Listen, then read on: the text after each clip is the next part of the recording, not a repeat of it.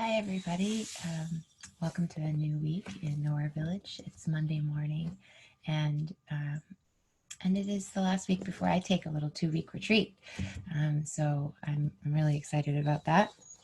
We are continuing this discussion that we've been having for a while about authentic relationships, and I have an inquiry practice for us to dive into this week that really relates to the talks I've given the last couple of weeks. I actually mentioned I would create something like this for you a couple of weeks ago, and now I have. So I'll share it with you, and for some of you, it'll for some of you, you will have been kind of waiting for this. Okay, so right now I'm just calling it the Four Abodes inquiry. I might rename that, but that's because what we're really working with here are the four immeasurables, or the four abodes, from Buddhism and yoga. And so here's how this works. You simply start with a relationship that maybe you'd like to gain some insights about.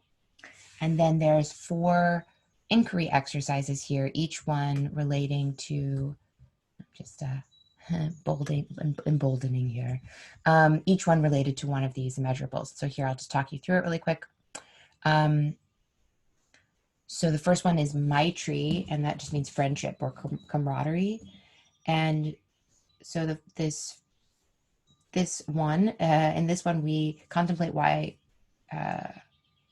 what do we have in common with this person, how they're part of our world, how they're in our realm, and just reflecting on that. Reflecting on, cultivating friendship means seeing like, I'm like you, and so you'll reflect on that a little bit and let that naturally lead to wanting ease and health and happiness for this person. When we're in right relationship, it just happens naturally. We want those around us to be happy. And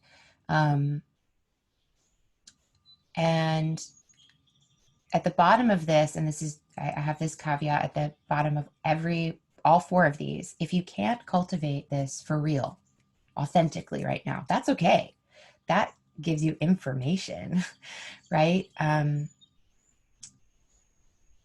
When we're stuck on something, I used to always try to sort of like, oh, just get over it. Just basically come up with like fake friendliness, essentially. And I actually don't recommend that. I recommend instead, just move on to the next exercise, right? Acknowledge I'm a little stuck here and maybe this isn't the place to start. Or turn the inquiry into one about the self, asking, why is this hard for me? And be compassionate with yourself. And notice that whatever comes up is some real wisdom for you. All right, so basically we continue, the template is pretty much the same. We're going to do something similar for compassion and tenderness. Everyone has had trauma. Everyone has had struggles. Everyone has had experiences that make them worthy of compassion. If we can't cultivate it, same choice. Either move on, skip this, or then do the inquiry about why that's difficult for you. And I just want to say that when we make the inquiry about the self, I really mean you take ownership for your peace. If I can't come up with compassion for this person right now, I'm not a bad person, but that's my work, right? That person isn't responsible for that. Okay. So we do the exact same thing. Mudita means appreciation and celebration. This is recognizing that every single human has made some kind of positive contribution. And again, if we aren't capable of seeing that somebody can be mixed, can make good and bad contributions, then there's something in our own worldview that's a little bit stuck. And so if we can genuinely cultivate mudita, is what it's called, or appreciation or celebration, great. If we can't, that's where the work is. Okay, and then finally, upeksha means equanimity and non-attachment. And so this is to be able to say, okay, it's a little bit more of a 2-part. We say, I'm going to make a list of actions that this person is taking that actually is probably not a great thing. And I can really look at that very clearly. And at the same time, I can say, I understand how this person possibly got here. And this helps us get again to this sense of genuine upeksha or equanimity, a sense of that's human, I get it, or at least I'm human. I don't really understand what's going on here. It doesn't look good to me, but I also recognize that I'm not in charge.